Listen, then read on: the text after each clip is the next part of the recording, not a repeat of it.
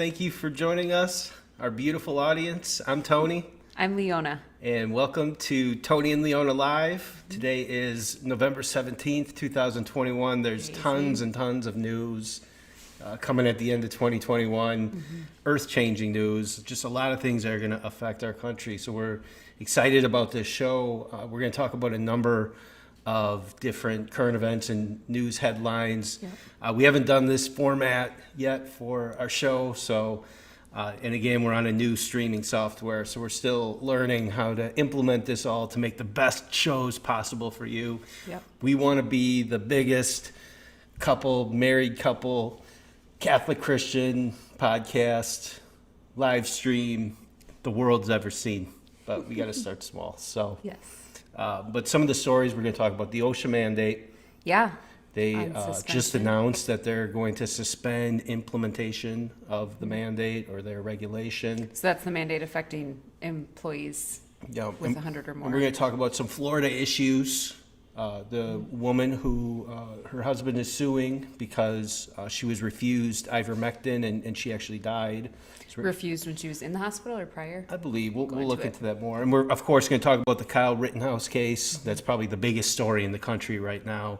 We're going to go into it in depth with some articles that highlight about the judge, some of the happenings in the court with the raffle of the jurors, the finger on the trigger with the prosecutor holding the AR-15, pointing it at people in the courtroom. Just tons and tons of drama with that.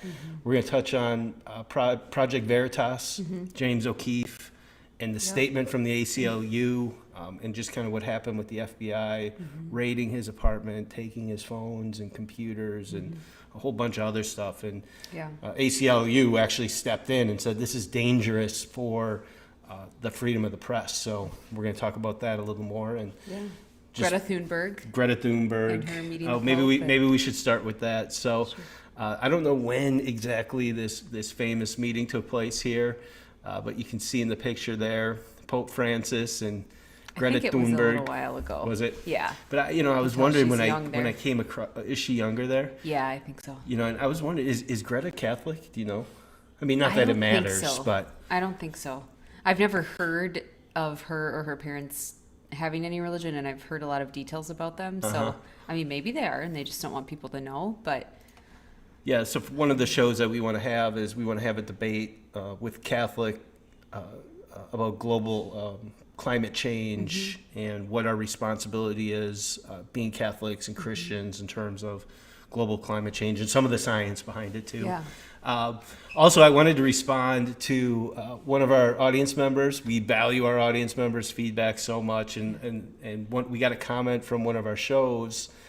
It was what was it? The one about Let's Go Brandon. Oh yeah, should Christians say Let's Go Brandon? Yeah. So I just wanted to highlight this comment from one of our awesome audience members here. Lee, you want to read that? So this is from Completo and Cristo, and the question that we posed is, should Christians say, "Let's go Brandon"? And we had a whole show about that. So this person said, no, they should not. Would Christ the Lord say this?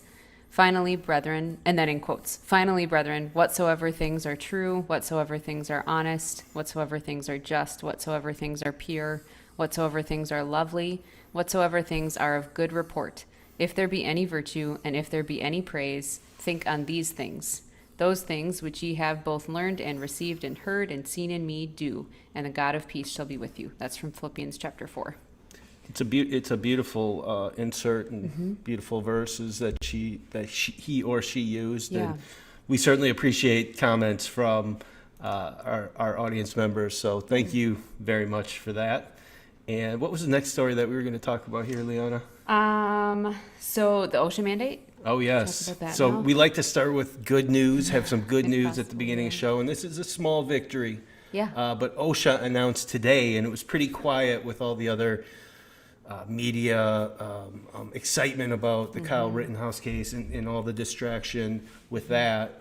But they announced today that they are not going to be implementing the mandate, at least temporarily speaking. They're not going to be enforcing it, And so this is from the Washington Times. And Leona, can you read that?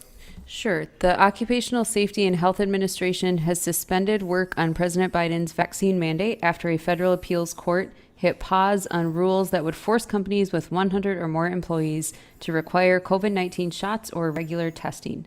OSHA said the decision by the U.S. Court of Appeals for the Fifth Circuit to stay the mandate forced its hand, but that the fight over Mr. Biden's rule or emergency temporary standard is not over. So. And then did you Maybe see read a that little bit more. the Fifth Circuit froze a mandate late Friday, citing a multitude of reasons to believe that a legal challenge is likely to succeed on the merits. So that's a pretty bold statement that they quoted from the Fifth Circuit, basically saying that this has a high likelihood of not making it. It may not even make it to the Supreme Court. I don't know. My prediction is many we'll see. no. I said it is going to be expedited. The Supreme Court will hear this, and I even predicted faithfully that 5-4, they're going to vote in favor of the mandate. I could be wrong. I'm Yeah, not a so we'll lawyer. I'm just a predictor, and I like to throw my predictions out there. I hope I'm wrong. But this is exciting event, and it's encouraging. It is, absolutely. And it means that those people who are letting their voices be heard, that it's not about the vaccine, but it's about freedom and liberty, that people have the right to medical freedom, to bodily autonomy, to be able to make these decisions as individuals, to determine what's best with their doctor. Make decisions for their own children with their doctor, So, and this, I'm not that children are employees yet, but a similar story, similar headline in Florida in particular. Oh, yeah. Do you want to talk about? yeah, sure. So we'll pull that up here. This is a story, I think it just came out today. Go ahead. So, this one? I actually meant the one about OSHA, but no, okay. Florida woman who sued for Ivermectin dies from COVID. So, a Florida teacher hospitalized with COVID-19 has died after her husband unsuccessfully sued to force doctors to treat her with Ivermectin, a drug popular among some skeptics of accepted coronavirus treatments, despite a lack of studies proving its effectiveness. Tamara Durock died on Friday, 12 weeks after being admitted to Palm Beach Gardens Medical Center. Her husband, sued the hospital last month in an attempt to require doctors to administer ivermectin. The FDA has not approved the drug to treat COVID-19, saying it hasn't proved effective in preclinical trials. So I'd like to know, as you guys know, Leona's an ICU nurse, and do you know what some of the ethics are behind, during times of emergency, how much choice do patients have to ask for something like ivermectin, which many doctors say, and even the drug manufacturers say, that's a pretty safe drug. It may not work, right? But in an emergency COVID. situation where we don't have that many therapeutics and we have shortages of resources, like how harmful is it just to give someone some ivermectin? Right. I know, it's interesting. I think that there's going to be some legislation and policies that pass as a result of this that think so too. are going to give patients more freedom during these times to be able to demand certain types of treatments. I mean, everything else is being done under emergency authorization use and being justified because of that. Then safe treatments prescribed by licensed American physicians should be included in that. That's just my opinion. Yeah. An interesting thing specifically with this drug, yes, it's an antiparasitic. Yes, it is not FDA approved to treat COVID. It is, however, FDA approved and has been used widely across the globe for years. So we have a lot of safety data on it, like you were saying.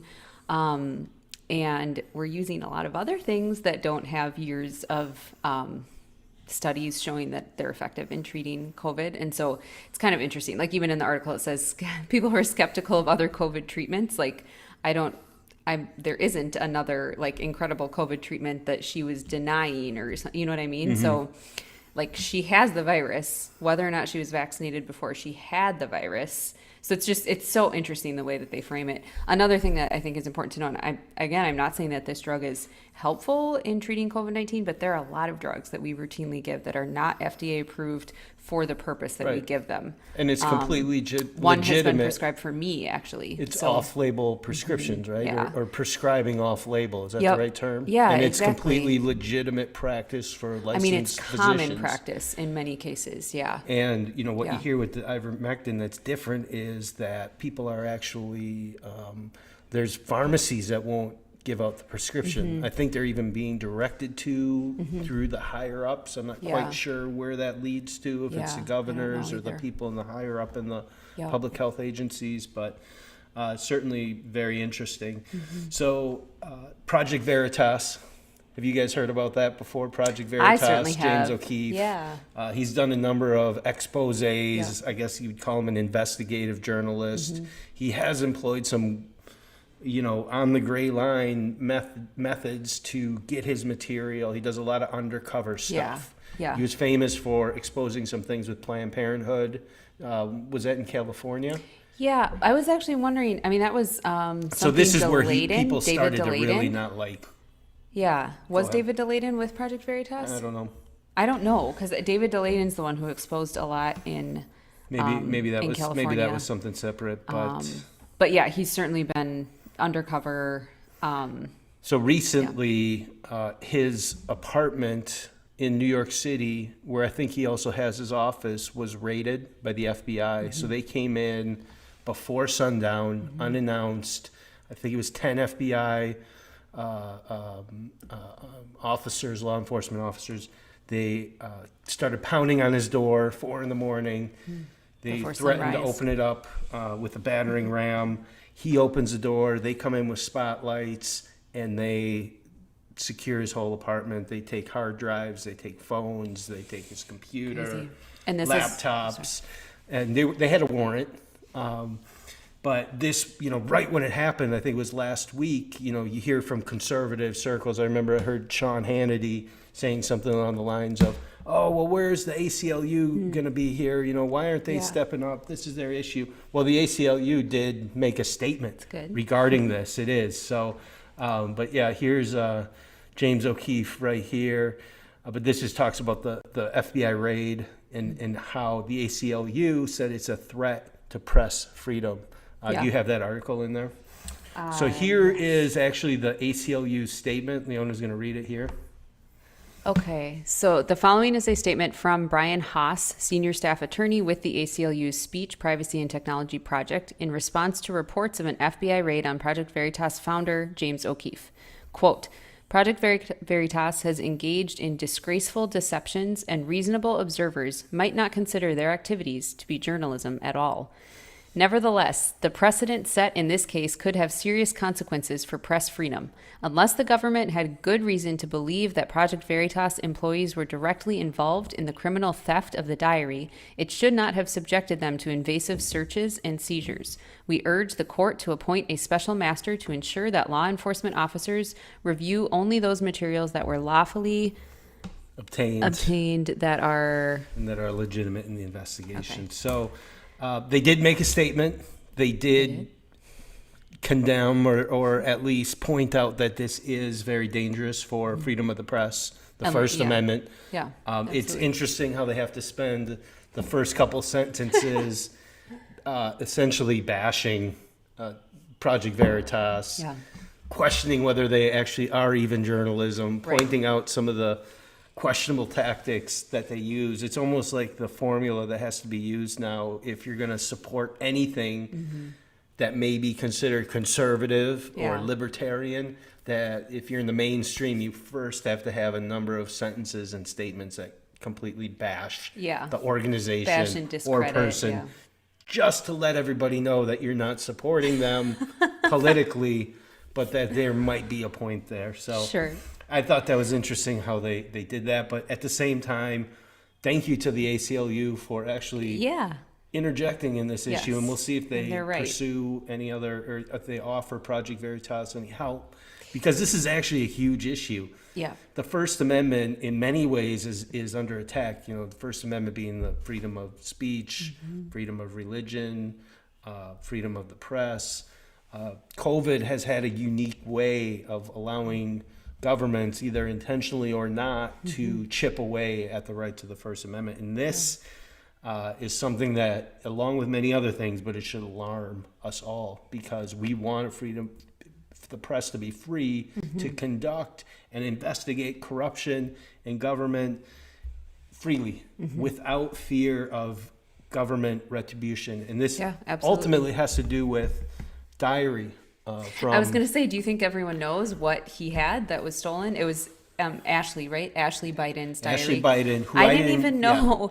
Yeah, you didn't either. Yeah, we didn't know that there was an Ashley Biden until very recently, until this came out, this story came out. I had no idea that they Which had is a daughter. surprising to me that they would actually go after Project Veritas for this, because now it's bringing renewed attention.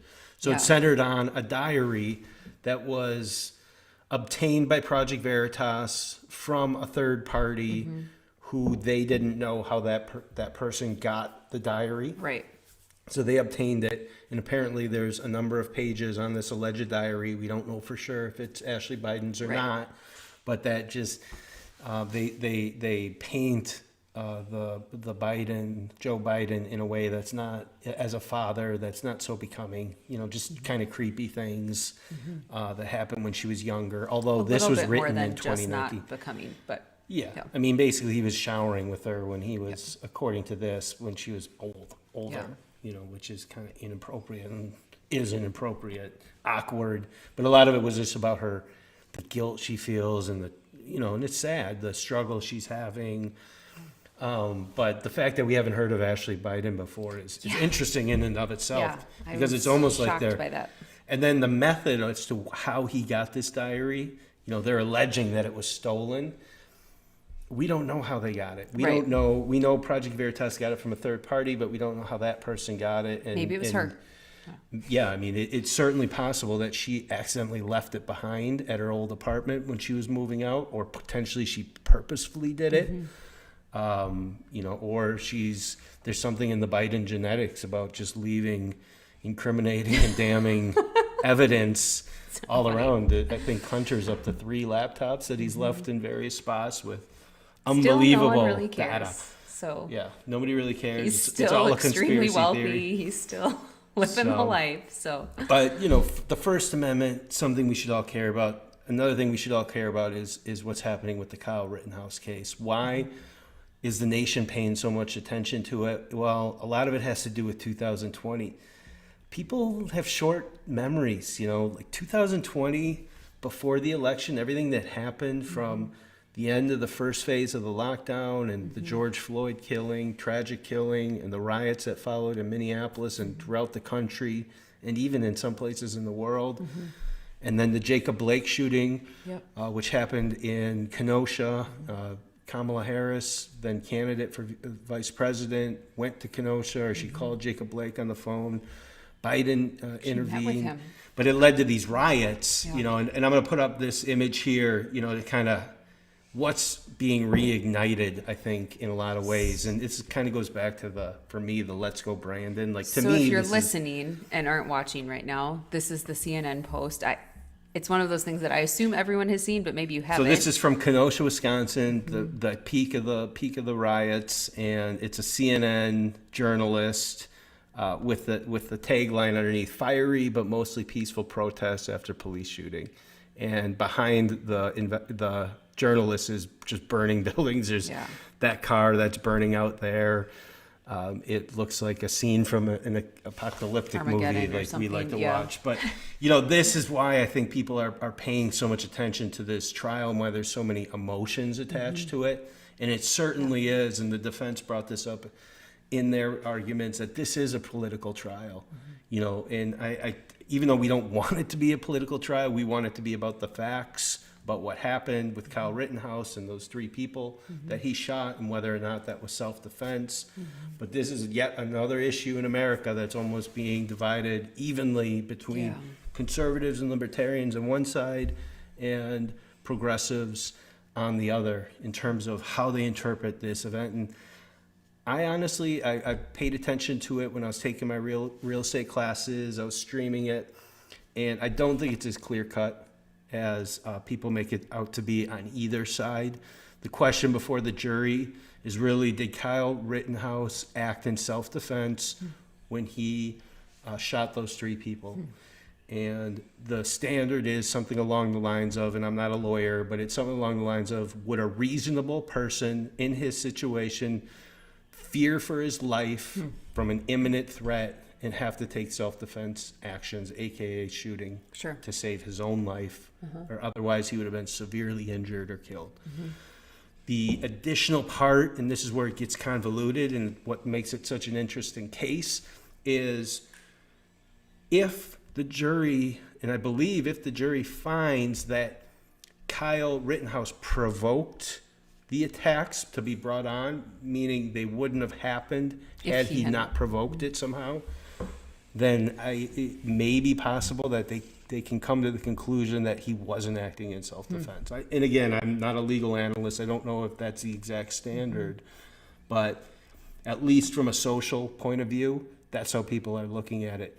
Now, a number of lies have actually been, have come to light from this trial. The first one being... Have been repeated over and over the past year. Right, yeah, like things that I thought were true until the trial happened, which is why we have these trials, for the facts to come out. Right. But what we heard was that Kyle took a gun, crossed state lines from Illinois to Wisconsin, went to the Kenosha kind of as a vigilante, and ended up killing the 3 people. But the part with his gun actually turned out not to be true. What happened? Well, so, and this is where it's complicated, but the gun wasn't his. Okay. The gun was in Wisconsin. It was his friend's. And his mom drove him from Antioch, Illinois to Kenosha, and it's not that far. It's like a suburb of Kenosha, even though you're crossing state lines. Okay. So you are crossing state lines, but he didn't have his gun then. He got the AR-15 at his friend's, and then he brought it to the protests or the riots or whatever. And his dad lives in Kenosha? And his dad lives in Kenosha, and he has other family there. So he called it his community, and it was kind of, it's gray area, but people were saying he had no business there, when in fact it wasn't that close to his house. So that was interesting. So the judge actually dismissed the gun charges. Okay. That makes sense. And the reason why they did is because they measured the gun, and they actually found out that its barrel was shorter than what it had. Some technicality So that it's they not determined technically an after the fact. AR-15? Or? It is an AR-15, Okay. but the barrel didn't meet a certain length, and so the judge dismissed everything right then and there. So I thought it was kind of interesting. But yeah, we're going to go over just some of the details of the case. So the big question was with the jurors, the big controversy that happened is that the Judge Schroeder, allowed Kyle Rittenhouse to pick his jurors out of, and we talked about this in the last show, but it was out of like a raffle box, that you see at like the Nativity County Fair or something. But it was a raffle box, and he was picking out the jurors. So we're going to help to kind of siphon through the fact and the fiction. This is from the AP. It's an explainer. It's written by Scott Bauer, Todd Richmond, and Michael Tarm, and it just kind of goes through. But I have a picture here, a couple of them.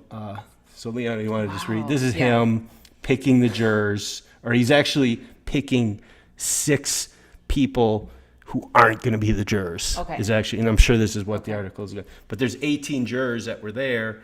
He's picking 6 who are not going to be the jurors. So what does the article say? So from the Associated Press, Kyle Rittenhouse played a direct role Tuesday in choosing, albeit randomly, the final 12 jurors who are deciding his innocence or guilt in the murder trial over his killing 2 protesters and wounding a 3rd last summer.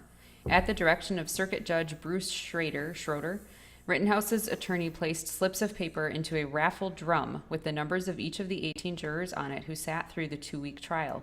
The drum had been sitting on a window ledge throughout the trial, but was placed in front of Rittenhouse at the defense table Tuesday. If you're watching, Tony put up a picture of the judge. With the jury watching, Rittenhouse then selected 6 pieces of paper from the drum, each bearing a number that corresponded to a juror. A court official then read aloud the numbers of the jurors being dismissed: 11, 58, 14, 45, 9, and 52. The names of the jurors have not been made public. The dismissed jurors won't be among the final 12 deliberating the case, but they were required to remain in the courthouse at the request of the defense until the jury returned with a verdict. Hours later, in response to questions about the drawing, Schroeder said he's been having defendants pull the numbers of alternate jurors from the drum for roughly 20 years. Portage County Assistant District Attorney Robert Jambois was a prosecutor in Kenosha in 2008 when he tried Mark Jensen for homicide in front of Schroeder. Jensen was accused of poisoning and smothering his wife in one of the highest profile cases to land in Schroeder's courtroom before Rittenhouse. Jambois said alternates were designated by picking numbers from a tumbler, but that the clerk of courts pulled the numbers from it, not Jensen. I've never heard of a defendant pulling the names, Jambois said. That's done by a member of the court. Julius Kim, a former Milwaukee County Assistant District Attorney, said he's never seen a judge allow a defendant to draw the numbers to determine who the final members of a jury will be. It's not unusual to select alternates by lot, Kim said, but I've never seen a judge allow a defendant to draw those names. That might be a little unconventional, but there's nothing wrong with it that I could really see. There's been a lot of things unconventional with this trial. Yeah. In some ways, like this local Kenosha court system is under a big microscope now. The judge has done a number of different things, that are seemingly innocent. I kind of feel bad for the judge in a way, but mainly because he's been on this bench for probably 30, 40 years. Again, we'll find out a little more, and he's a nice guy. And this case here, some people are saying this case is as big as the O.J. Simpson trial. Wow. And again, the reasons for it, I think, are because of all the emotions that were attached to 2020, this great divide that we have in our country right now, and just also because it's a fascinating case in terms of the details and the implications. But the self-defense part really strikes at the heart of the Second Amendment, and it strikes at the heart of Americans. Yeah. Like, what is self-defense? And the prosecution brought it up. Like, if you see somebody starting a dumpster fire, you can't just go and shoot that person. Right. And he made that point. But is that exactly what happened? And either fortunately or unfortunately, there's enormous amounts of footage and videos from every which angle. Yeah. So it was all captured. And probably most telling, though, is again, this is why it brings up so many emotions, is we all remember those riots. And I saw it, people getting pummeled by the mob, dying, breaking their necks. Would that have happened to Kyle had he not done what he done? I think probably yes. I think they probably would have severely injured him, if not killed him. But the interesting question is, should Kyle have been there in the first place? No. And his mother brought him there, Yeah, and he's 17 years old. Crazy. So in a lot of ways, you're like, no way. Yeah. But then the other part That's is, definitely what I though, think. No. and this is, again, it comes at the heart of the whole thing, is where were the police? Right. Where was the National Guard? And we saw this in Minneapolis. Yeah. Why didn't they stop them? Right. I mean, And so some people look at him as a hero. What do you think? Is he a hero or is he crazy? Oh, I think they're all crazy. I think Kyle shouldn't have been there, and I think the protesters shouldn't. I mean, not that you can't protest, but the way the protesting was happening, that also should not have been happening. Yeah. I think it's very strange. I've seen some people post, like, he shouldn't have even been there. So even if it was self-defense, he's the one who put himself in that situation. Okay, fair. Maybe that is the case. He put himself in this dangerous situation. Why were we allowing this dangerous situation? That's horrible. There's no place for that. The government, and I'm saying it broadly, but the monopoly of power, right? We give them the monopoly of police power. The reason why we do that, even, from a libertarian perspective, is because you don't want vigilantes enforcing the law. You don't want mobs ruling. You don't want somebody with the biggest gun to have the biggest voice.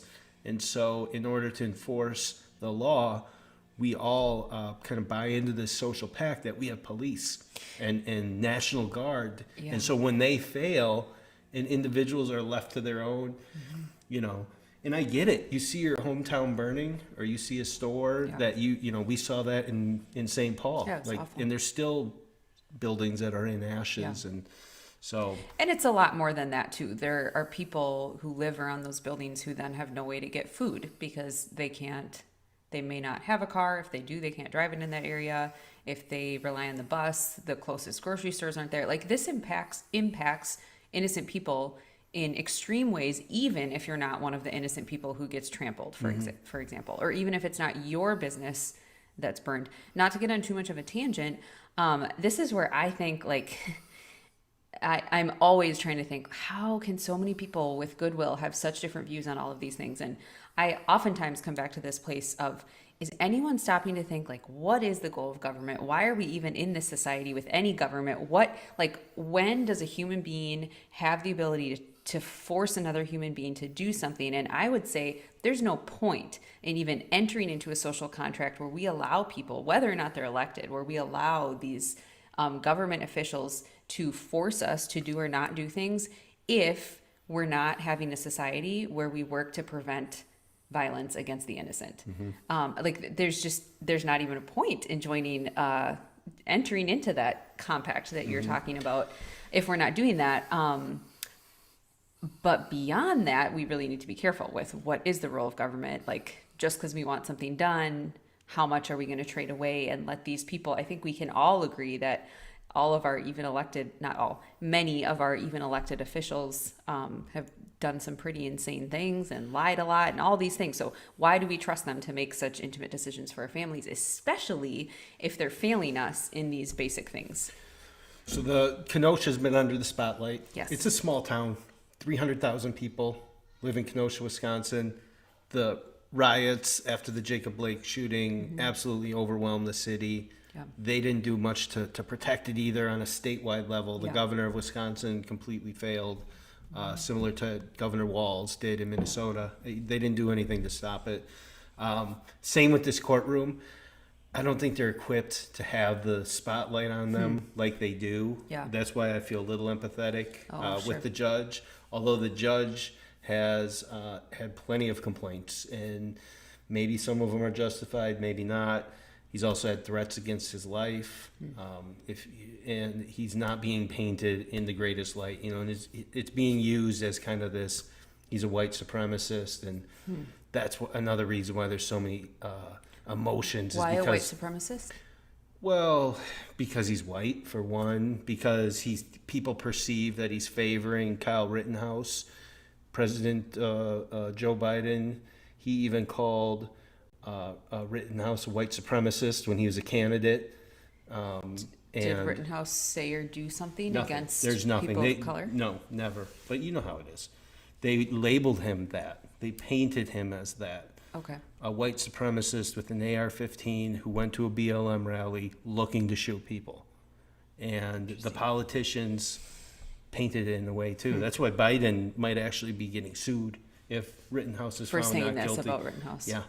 Before the trial. It was during the campaign. But he called him that. I did not know that. Yeah. And Jen Psaki, the White House press secretary, was asked about that, and she didn't. She said we can't comment on any of those comments at this point. On Biden's statement about Rittenhouse From during the the past. campaign. Okay. Yep. So the judge, though, he's who we're going to focus on. There's been a couple of blunders that he made. One of them was, and there's a picture of him holding a pamphlet searching for cookies while he's on the bench, like holiday so cookie. Weird. Yeah. His phone rang in the middle of the defense proceedings, and it's proud to be an American. Played on his phone. That caused some issues. He made a joke about lunch and getting Asian food and having it being late, due to the harbor backups. He was the only one who laughed at it. It was just kind of an awkward joke. It wasn't something he probably should say from the bench. But he's probably used to this. And I'm not excusing it, but we all know judges are just like any other person. They sit on these benches for a long time, and they kind of get real comfortable there. And it's like they're the king of their little dump castle in a way. But we're going to focus on the judge here. What do we got? NPR article? Yeah. This is by Becky Sullivan. Even to those who had never stepped foot in a Wisconsin courtroom, it was clear from the moment jury selection began that this is NPR, Becky Sullivan. Yep. Yep. that Judge Bruce Schroeder, the judge presiding over the state's highest profile criminal trial in years, would prove memorable.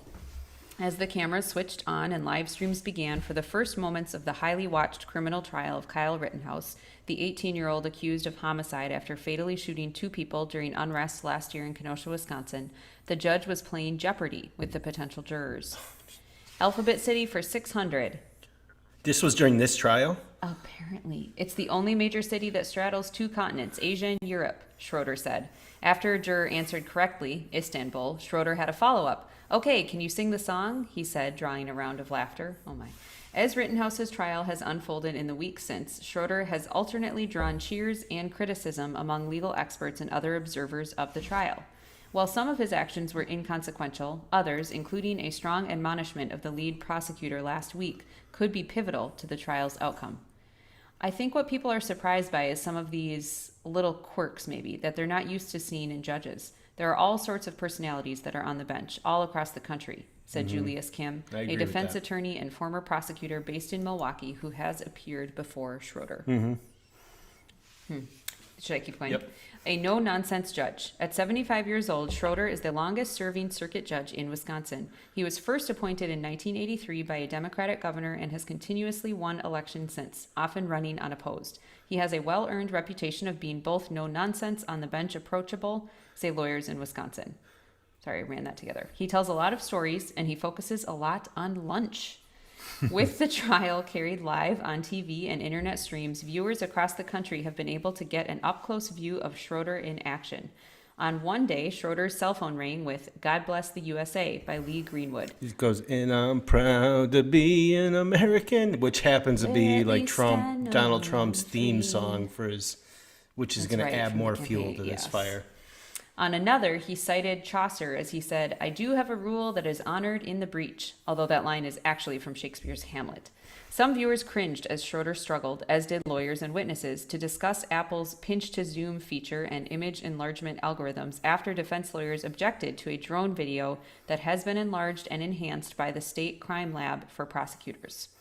Last week, Schroeder drew criticism for a joke some found racist about a lunch delay in court. He said he hoped the Asian food, quote, isn't on one of those boats in Long Beach Harbor, end quote. That was a pretty cringe moment.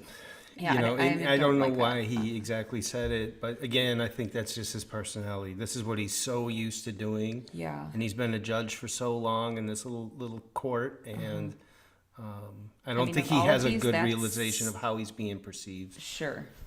That's the one that actually bothers me. The others are like, wait, what? But he's clearly stuck his foot in his mouth several times, said Chris Zocker, a defense attorney based in La Crosse, Wisconsin. It's the old school judge who shoots from the hip and doesn't really think about how this is going to be perceived. Pretty much what you just said. Critics say he's been too hard on prosecutors. Some, especially those on the political left, have accused Schroeder of bias, pointing to several decisions in the defense's favor and an admonishment of the lead prosecutor in a heated moment last week. The judge excused the jury and then raised his voice to tell prosecutor Thomas Binger that his questions had threatened to undercut Rittenhouse's right to remain silent. Despite the criticism, several legal experts said they believed the admonishment was appropriate. The state was way over the line with their line of questioning. That is black letter law. It is law school 101, said Zakar. Schroeder also drew criticism before the trial began when he ruled that prosecutors could not refer to those shot by Rittenhouse as victims, a loaded word, he said, while allowing defense lawyers to refer to them as arsonists and looters, as long as they could prove those people had taken part in those activities. So yeah, there's been quite a few interactions between Judge Schroeder and also the prosecutor, Mr. Binger, for the state or the county or whatever it is. There's 2 prosecutors, but this prosecutor actually made news during his closing argument. I mean, this whole trial has been, excuse me for a better word, but a big crap show in a way. And in some ways, it's operating to increase the divide of our country. That's why I'm kind of really worried about this, actually. It's almost like, and I don't think this is true, but it's almost like these things are being exasperated and done on purpose to really just get people more fired up. Yeah, just divide people more, And the tragic part is it's taking away from the Ahmaud Arbery case, which is in Georgia. Just entering the defense period now. Hardly anybody's talking about that. Everybody's talking about this. Yeah. And so, yeah, he admonished the prosecutor at one point, though, because he was questioning Kyle Rittenhouse about why he was not talking to investigators. He was basically invoking his Fifth Amendment privilege from self-incrimination. This was back during the investigative phase. And that's a no-no, I guess, in terms of what a prosecutor can do. It's established law for at least 40 or 50 years, constitutional law upheld by the Supreme Court. So, but yeah, during the prosecution's closing arguments, so this was another thing. So they bring out the AR-15 that Kyle Rittenhouse used to kill those 3 people that day. Or I'm sorry, to kill the 2 and injure the others. And so this is a picture of Binger here. He's the prosecutor, and he's holding this AR-15, as you can see. This is from KATV.com, out of Kenosha, Wisconsin. And so gun rights advocates say that this prosecutor needs basic firearm training. So I heard him say, let's make sure it's not loaded. So they double check that it wasn't loaded. And then he takes this AR-15, he pulls it out, and he starts pointing it at the jury. So he's pointing it at people. And what you can see here is, so a former spokesperson for the National Rifle Association is putting one of the attorneys prosecuting Kyle Rittenhouse on blast for his alleged lack of gun safety during the trial. Dana Lesh, who is a gun rights advocate and nationally syndicated radio host, told Fox News Assistant District Attorney Thomas Binger proved he needs basic firearms training when he flagged the entire courtroom with a rifle. Flagging a weapon means to point the barrel towards another person. So he was definitely doing that. But then the other key fundamental that he did is you can see his finger there. Yes. His finger's on the trigger. When anytime you see National Guards people, Mm-hmm. police officers, anyone who's a licensed gun owner, anybody, you never see their finger on the trigger unless they're ready to shoot. Yeah. He's got his finger right there, and he's pointing it at people. And meanwhile, the argument that they're using against Rittenhouse for why he provoked, or why the prosecution is saying he provoked the mob, is because he pointed his weapon at somebody. And that's really the big point of debate, is whether or not Rittenhouse did. There's some blurry video footage that shows he maybe or maybe didn't. It just depends on how you look at it. It's not conclusive. But here he is breaking a state statute. And I don't know, maybe there's exemptions for him to be able to do this in the courtroom. But you're not supposed to, according to Wisconsin state law, you're not supposed to point a gun at somebody. Right. It's illegal. So he got a lot of heat for this, you know, and some people are, with some of the other shenanigans that's going on with this case, some people are calling for these prosecutors to actually be disbarred. We'll see what happens. But the jury is deliberating as we speak. It was a day 2. They went the full day. They did go back into the courtroom for a little bit to re-review some video evidence. Today. Yeah, one of the key pieces of evidence. Okay. But it's now 2 days, no verdict. And what would you be thinking if you're a jury member? You know, there's protesters from both sides surrounding the courtrooms now. They have been there for a few days. There's been threats made. People are tweeting about the judge. The judge has received death threats. We need to be concerned because we can't have our court system be like this. You know, where jurors feel threatened to make a decision this way or that way, or that their politics should be guiding them one way or the other too. So beyond self-defense, but beyond the Second Amendment, beyond Kyle Rittenhouse, or really what's at stake here is our court systems. You know, whether we have a system that's truly based on blind justice, or if we have mob rule. This seems to be under attack, along with the idea of self-defense too. So, but yeah, that's about all we have for the Rittenhouse case here. Before we get into the Florida stories, this guy, I don't know if you guys remember this guy, QAnon shaman. So he was like the main guy at the January 6th, and I'm putting this in air quotes, insurrection. He was one of the guys who breached the Capitol. He was one of the first ones, actually, there's that famous video of him walking into the Senate chamber with the Capitol security guard with him, just saying, "Hey, can you guys just respect this room?" And, just make sure that you respect it for what it is, and just peacefully protest. Well, QAnon shaman was convicted, or he was sentenced today, so he's getting punished with prison time. This is from Pilar Melendez. She's a national reporter. Jacob Chansley, that's QAnon's real name, the 33-year-old who notoriously stormed the Capitol on January 6th with a spear and bullhorn while wearing a horned headpiece made of coyote skin, Oh my goodness.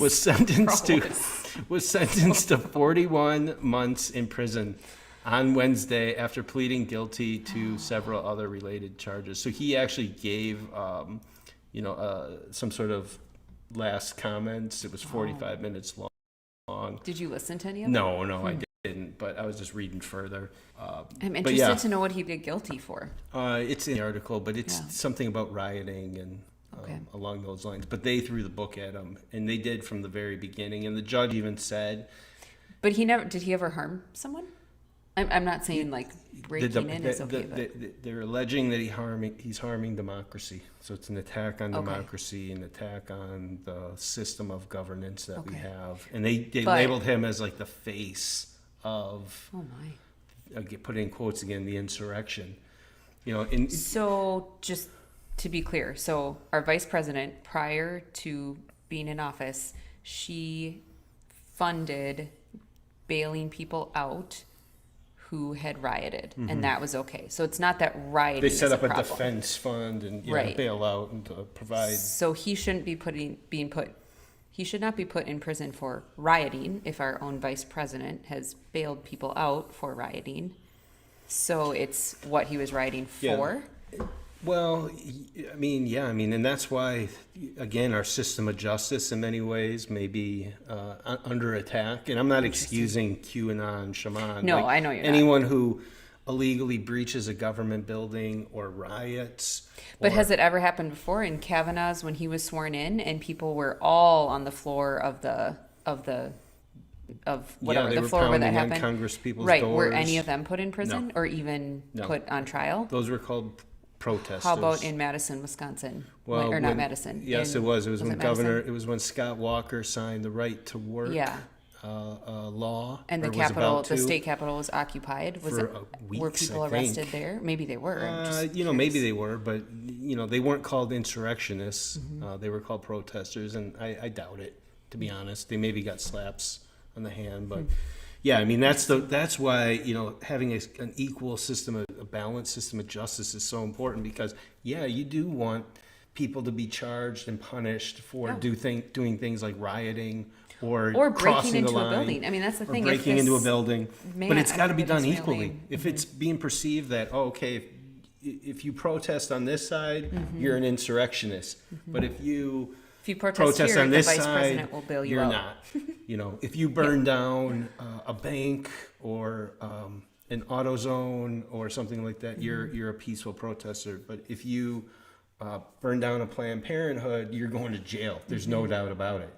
If you damage a Planned Parenthood, or which neither of us are advocating for doing those absolutely things not. But these things should be equally punished. And here's my bigger question: if he did not harm anybody and he was let in with a guard, he didn't even break in. Like if he broke in, I'm all for him being tried and convicted for breaking in. He pled guilty. He pled guilty. In. He pled guilty to his charges. So interesting. I should read it myself. That we actually have to take at face value. But the system of justice should be blind to your political affiliations. Yeah. And Rittenhouse, these are all the feelings that people kind of forgot about because we were so locked down. Yeah. So many people were so scared of COVID in 2020. The media had everyone so hyped up against Trump. We forget all the awful things that happened. Well, do you remember in Washington, D.C., when it got overshadowed because they made the lie that President Trump ordered the protesters to be gassed, even though that turned out to not be true. Oh, yeah. But Washington, D.C. that day and the days leading it was a mess. They tried to burn down that church across the street from the White House. They graffitied everywhere, like major statues. They would have ruined Trump did that, and now I have in my phone, actually, we could do a whole article on that, how all of that was a lie. Yeah.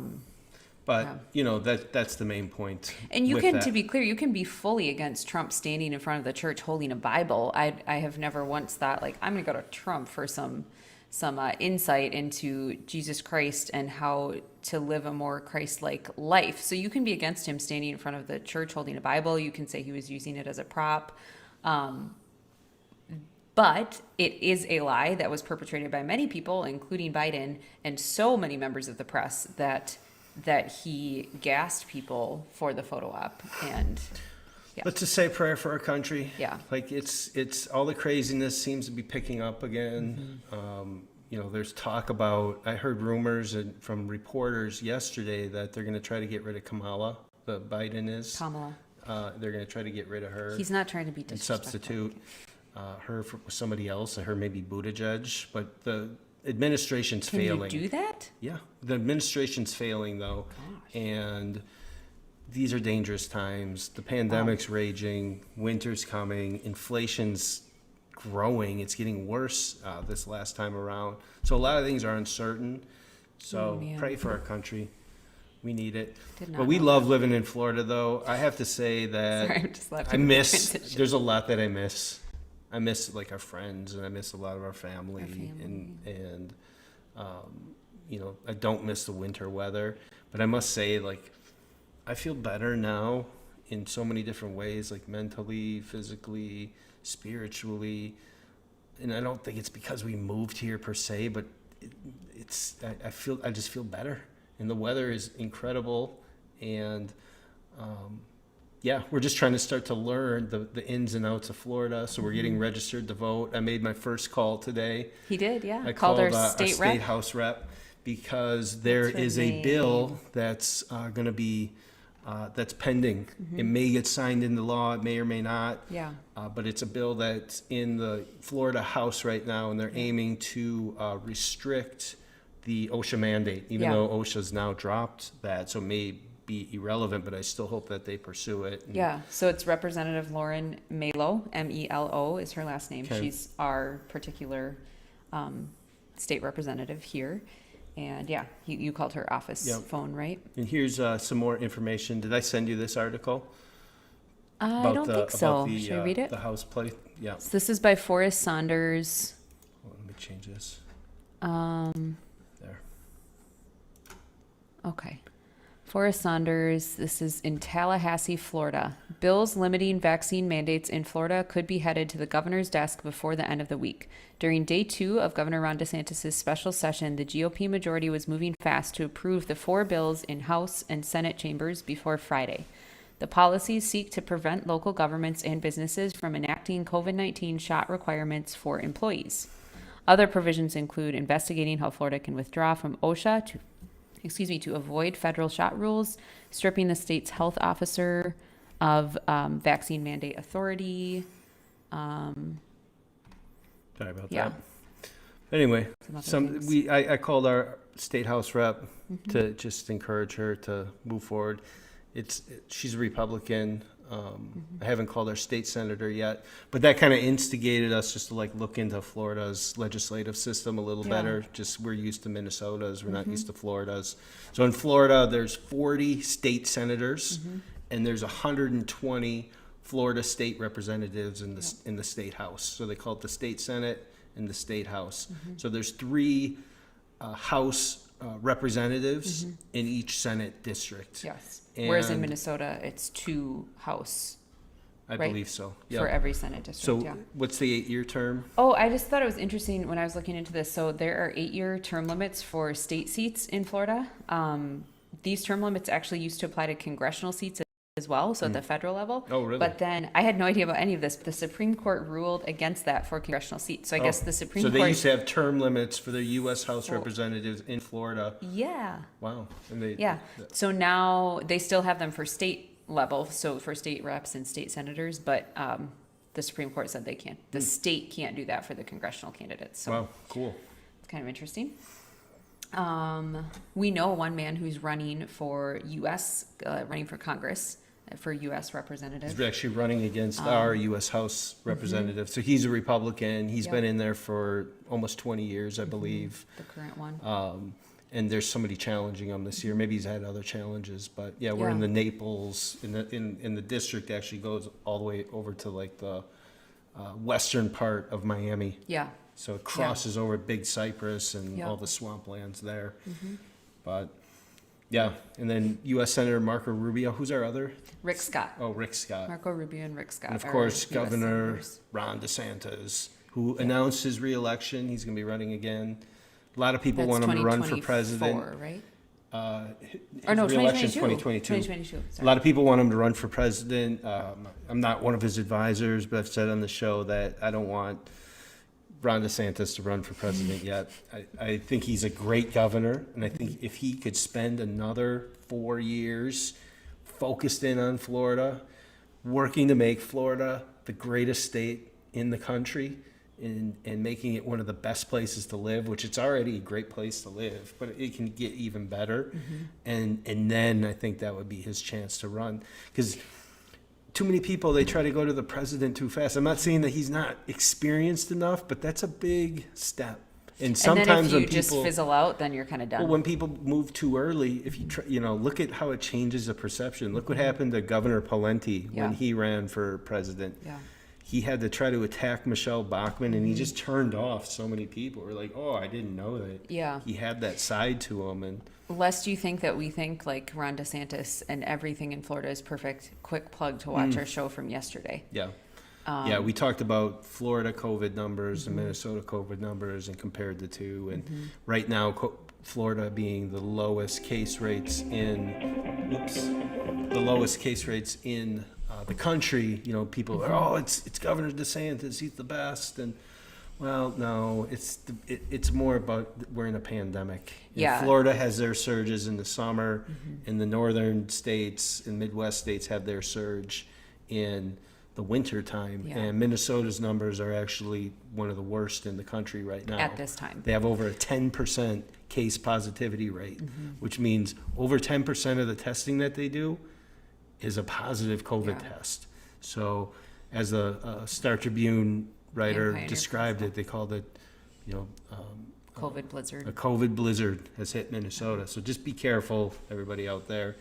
But Florida's surge in the summer was worse than last summer. Yep. That was kind of our main point. Yeah. And it looks like Minnesota's numbers are going to be worse, even with less deaths in the long-term care facilities this year, although they're not quite there yet. Yeah, and But we don't the know for trends are sure, bad. and we hope that's not the case, but The numbers aren't they're- looking good, though. Yeah, so you can listen to that episode if you're interested. All of yesterday's episode is about that. That was November 16th, right? But yeah, Florida's been, I think have we covered all the stories that we're going to cover here? I think so. Yeah, so if actually. anybody, if you're thinking about moving to Florida, or if you want to visit, certainly you can contact us. We're trying to recruit other friends Yes. and family members to move down here. We love it so far. We've been aggressively meeting friends, and by aggressively I mean we're just getting out there. And Yeah. like Max and Cruz and I last week, we walked up and down our streets, and You if did we- that a couple If weeks we ago, saw like, any right away. signs of Children. young kids, but we met some They friends have a that way. basketball hoop, yeah. So they have some neighbor friends over there and some neighbor friends across the street over there now.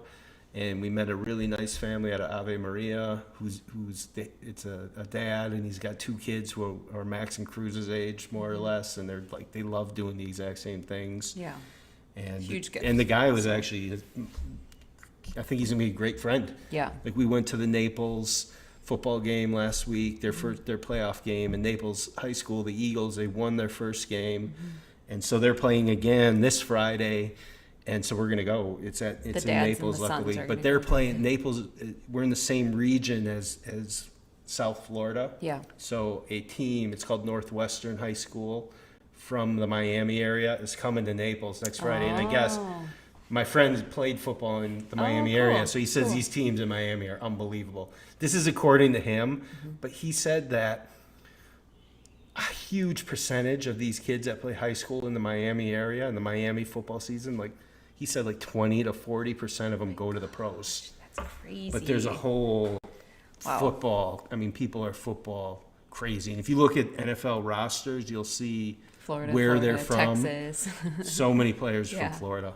Yeah, That's in cool. Texas and Pennsylvania, in Ohio and California. Those are kind of the big football states. so But the interesting. Miami area, they're very serious about their football. So we're looking be a good forward to game. going to this game. I don't know Yeah. how Naples is going to do. I hope that they win, but Yeah. it's just fun, you know, Yeah. and it's, I'm just glad we're meeting people, Yeah, especially very grateful. for us, but especially for the kids.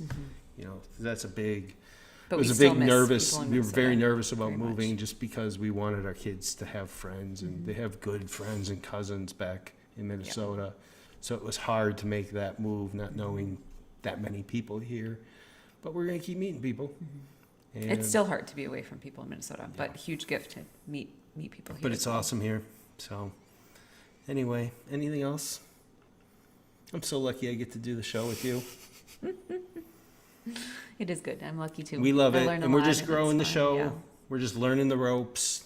You know, so thank you to everybody who's been with us from the beginning. If you're willing We're to trying to make every subscribe, show better. Yeah. that is helpful for us. Definitely I am is.